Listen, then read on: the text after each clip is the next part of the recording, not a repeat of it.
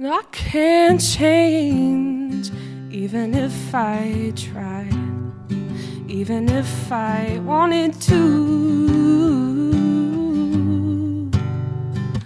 And I can't change, even if I tried, even if I wanted to.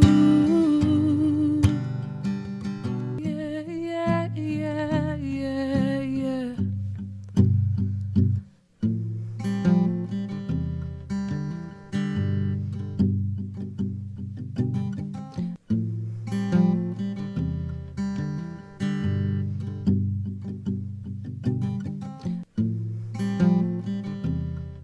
This is Ms. Navarro with a PSA announcement about bullying. So bullying is to use strength or influence to intimidate someone. Bullying can be verbal, emotional, physical, and social. Bullying is a serious matter here at Cappuccino and will not be tolerated. Consequences for bullying may result in police reports, suspension, expulsion, or other consequences. If you witness bullying or are a victim, speak up.